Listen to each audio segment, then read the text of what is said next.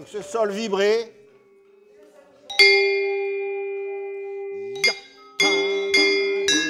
À Marseille, Gaston Sylvestre a fondé un orchestre de gamelan, la musique traditionnelle de Bali, après avoir pris sa retraite de professeur de percussion du Conservatoire de Paris. Ça a commencé dans le giron familial, avec une grand-mère qui était intransigeante sur le travail, puisque même pendant la guerre, il fallait transporter le piano pour continuer les études de piano d'une ville à l'autre. Mes parents étaient musiciens aussi, j'étais très mauvais à l'école, il fallait bien que je fasse quelque chose. Et comme j'étais toujours au conservatoire à Avignon, j'ai grandi dans cette ville. Bien sûr, quand j'ai voulu monter à Paris, j'étais trop vieux pour faire le piano, parce qu'il y avait des limites d'âge, j'étais déjà hors délai. Finalement, j'ai choisi la percussion, parce que je voulais à tout prix faire l'orchestre symphonique. Puis une fois percussionniste et une fois possible de faire de l'orchestre symphonique, j'ai décidé que jamais j'en ferais parce que je haïssais l'orchestre symphonique. J'aime beaucoup bouger, passer ma vie entre à gauche et à droite les mêmes personnes sur les mêmes chaises pendant toute ma vie, je serais devenu fou.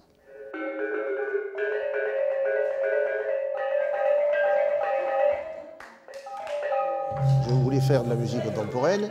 Il y avait très peu de gens qui s'y intéressaient et surtout le noyau dans lequel on pouvait rentrer facilement devenait très vite un noyau d'amis et non pas de concurrence musicale. On était tous complémentaires et fous de joie de se retrouver. Donc c'était une chose qui s'est faite tout simplement.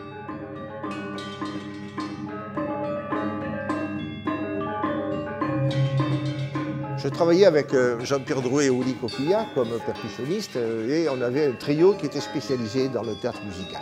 On a eu l'opportunité d'intéresser Georges Aperguis pour un projet qu'on voulait faire en binôme avec une civilisation qui soit de percussion et de théâtre. Et donc on a pensé à Bali.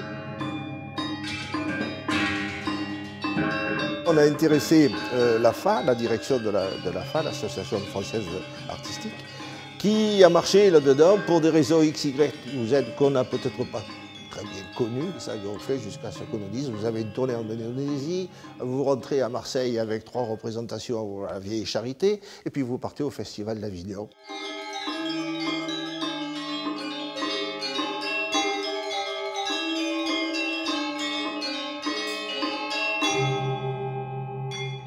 Évidemment, quand on a enchaîné les tournées, il n'était pas question de faire venir ce matériel en fret, donc il est venu en bagage accompagné. Et au retour, il fallait repayer la même somme, et ça nous a coûté moins cher de l'acheter plutôt que de le renvoyer là-bas. Alors, pour des questions bassement matérielles, on s'est dit on va l'acheter et le garder. Yap.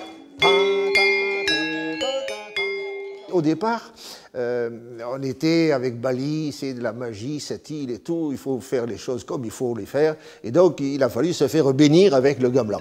Parce que le gamelan, ça se bénit, parce que c'est sacré. Et Georges Aperguis m'a dit, écoute, si tu fais le voyage, je le fais avec toi. Donc, on s'est retrouvés tous les deux comme un couillon dans un village où il y avait plein de gens tout autour de nous qui riaient aux éclats de voir 2 couillons assis en train de se faire bénir avec le gamelan, avec tout ce gamelan qui sonnait sans arrêt.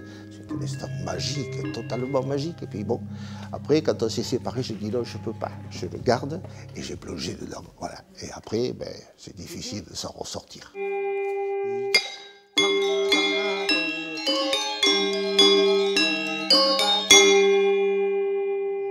C'est un enseignement de tradition orale. Chaque fois qu'on fait un concert, il y a toujours des gens qui viennent et qui vous disent « Oh là là, ça m'intéresse ». Je ne leur demande pas s'ils ont fait de la musique avant, parce que ça ne sert à rien. S'ils en ont fait, c'est bien, parce que ça avance un peu plus vite. S'ils n'en ont pas fait, ils apprendront à en faire. Ils ont été appelés à imaginer un langage écrit pour essayer de se rappeler les choses.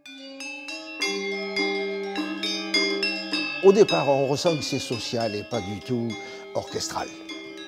C'est une société qui vit et qui est, comme tous les postes sont complémentaires, il n'y a pas de solistes, il n'y a pas de gens qui ont une fonction primordiale. Il faut compter le nombre de fois qu'on fait comme ça, on est tous d'accord. Du coup, là. Je me suis toujours amusé dans ma vie, j'ai jamais eu l'impression de travailler, c'est une chance énorme et c'est pareil ici, voilà. Assister à une répétition ou laisser un avis? Rendez-vous sur le site de Parcours de Vie.